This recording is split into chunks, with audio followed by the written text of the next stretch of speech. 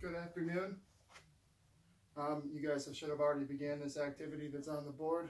Please continue that as I finish attendance. I'll be back with you momentarily. Follow the instructions at the top of the board to answer the question. Thank you.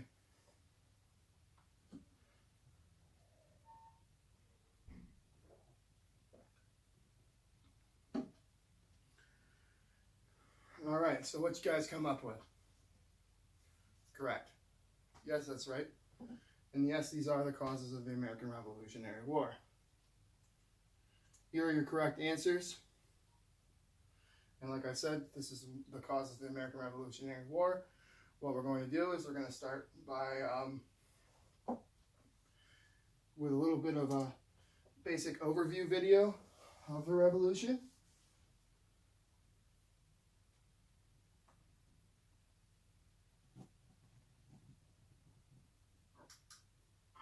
What caused the American Revolution?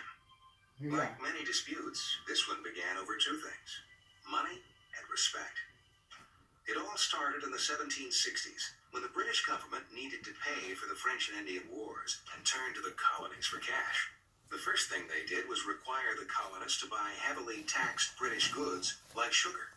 Americans used sugar to make rum. This was one of the major products of the American economy. And when it became clear that this rum was going to be more expensive, the Americans objected. They wanted their cheap booze. Parliament said, okay, we get it, and eventually repealed the Sugar Act in 1766, but continued to impose other taxes. In 1765, the government issued the Stamp Act. The Stamp Act seemed like an even bigger deal than the Sugar Act. The Stamp Act said that legal documents, almost anything on paper, pamphlets, newspapers, playing cards, all of those things needed to have an official stamp that you had to pay for. To get a stamp, the colonists had to pay a collector. They weren't happy about that. You really didn't want to be a stamp collector at this point in American history. All the hatred was taken out on them. They had their houses attacked, they had rocks thrown at their windows. The Stamp Act was eventually repealed, but in 1767, the British tried again with the Townshend Act, taxing essential imports like paper, glass, and tea. The Townshend Acts were war taxes. The Americans figured we got rid of the Stamp Act by protest. We'll get rid of the Townshend Acts by protest as well. The British repealed the Townshend Acts, though they did pass something new, a Tea Act, which gave their own tea merchants a big advantage in the colonial marketplace. We all know how that ended. On December 16, 1773, the colonists dumped 90,000 pounds of tea into Boston Harbor. The British were not happy, pushing back with laws designed to show just who was boss.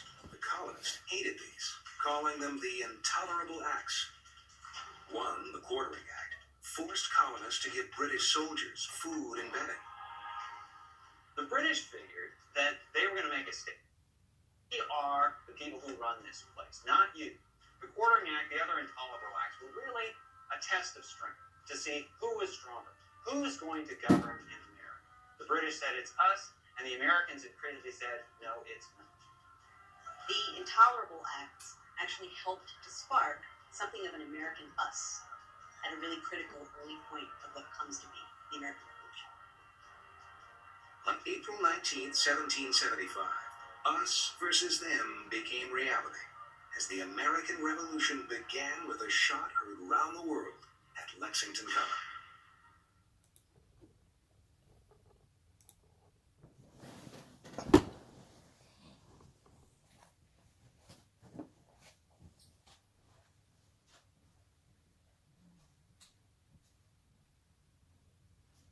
Okay, that was your brief overview video of the American Revolutionary War.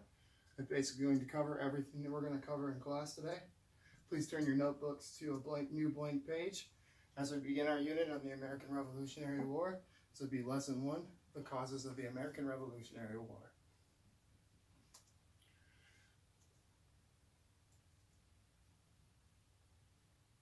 So here we have the ending of the French and Indian War, which is the first major cause of the revolution.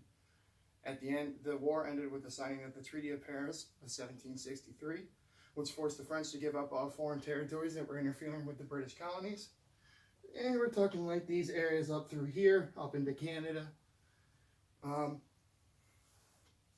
The French must, when they forfeited the land, like I showed you, they were supposed to end the issue with the border protections and make it easier.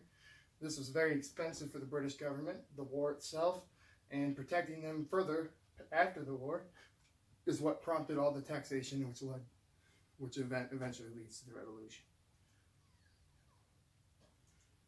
The Proclamation of 1763 is the second thing that ended the issue with the French and Indian War. It cost the British Parliament some money because it limited their land. This made it so that the Indians that were still in revolt under the Chief Pontiac couldn't settle past these lines through here. The areas to the west of the Appalachian Mountains, which is where that line is, it were set aside for Native Americans so that the colonies could be left in peace. But the area that we're talking about was still governed by the British government. Again, prompting more money needed. So here's the beginnings of no taxation without representation. 1764 brings us to the Grenville Acts. The acts that were included in this were brought up by George Grenville as a series of acts to help pay for the colony's part in the French and Indian War, as well as to keep the imperial costs down in the government. 1764 included the Sugar Act, which reduced the cost of sugar, but taxed a bunch of other stuff that had never been taxed before. The Quartering Act of 1765 forced the colonists to pay out of their own money to quarter the troops, provide them with food, living area, everything that you would need to sustain their daily life. And the worst of all was the Stamp Act, which required any colonial businesses to use the stamp paper, which required them to pay a tax to obtain. Here's the stamp we're talking about, and it cost the colonists a lot of money to do this stuff.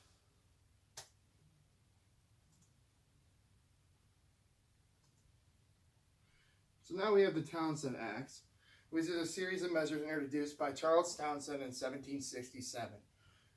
These were imposed taxes on glass, lead, paint, paper, and tea. That the tax was hidden in the price of the goods, and the British intended to seek the tax by them. This didn't go over well with the colonists. They thought they were being sneaky. Here's a picture right here of them lining up at port to go pay the taxes for all of this stuff and buy all of this stuff. But the biggest one, in October of 1768, one of the biggest defining moments in setting the stages for revolution, was the early form of martial law that angered the colonists, where the British government, as you see here, all of these ships were British ships coming into the harbor of Boston to basically run the town of Boston and make sure the colonists were following all their rules and laws, thus driving a wedge further in between the colonists and the government. Eventually, tension broke into political protest, which is due to all the intolerable acts, as the video and I have been talking about. First was the Boston Massacre. 5 colonists were shot by British troops. The shots were of unknown origin. We didn't know if it was a British troop or a colonist that shot the first bullet, but it started a barrage of bullets and led to 5 colonists dying as a result. They followed this up in 1773 with the Tea Act, which made the British East India Company the only company that had exclusive rights to import and sell their tea in the colonies. Now this really angered the colonists because they wanted to have a choice to have their own tea from whoever they wanted it from. So as a direct protest, we have the Boston Tea Party, which is shown up here in this image. Boston Tea Party is where the colonists dressed up like a bunch of Mohawk Indians and dumped about 342 chests of tea, which would total to be about $18,000 today worth of tea, into the Boston Harbor as a direct protest to the Tea Act. the First Continental Congress and Revolution. The Continental Congress met in Philadelphia in 1774. They wrote a list of demands to King George for them to fix this politically rather than through war. Their requests were ignored and eventually continued to drive the wedge between the colonies and the British government. As tension became more, we got the famous "Give me liberty or give me death" line, where the shot heard around the world was fired at Lexington and Concord and began the Revolutionary War. Anybody have any questions?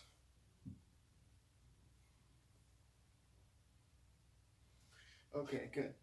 Your homework due tomorrow. You'll be expected to complete a 3-paragraph summary, 1 paragraph per source, on what the causes were of the American Revolutionary War. In this assignment, you will be expected to directly quote and properly cite at least 1 to 2 primary sources related to the political or economic causes of the American Revolutionary War. Directly quote or properly cite at least 1 to 2 secondary sources related to the political or economic causes of the American Revolutionary War. You must have a total of 3 sources that are properly cited in total in addition to your textbook. Your textbook does not count. And that can be, you can either do 2 primary sources and 1 secondary source, or vice versa. It can't be 3 of one of them. Each source must contain a direct reference to a specific cause of the American Revolutionary War, as stated in your textbook, and include a direct quote to the source that ties into your textbook. It's worth a total of 15 points, 5 points per source. And it will translate into your final research paper that's going to be on the American Revolutionary War that will take the place of your test for this unit. Anybody have any questions on that?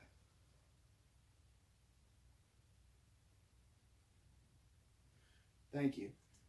All right, before you leave, please hand in that assignment that we did at the beginning of the class with the timeline. That's your ticket out the door, and it's for your participation grade for the day. And if you don't have any other questions, you guys can pack up and begin to leave. You guys have a good evening. I'll see you tomorrow.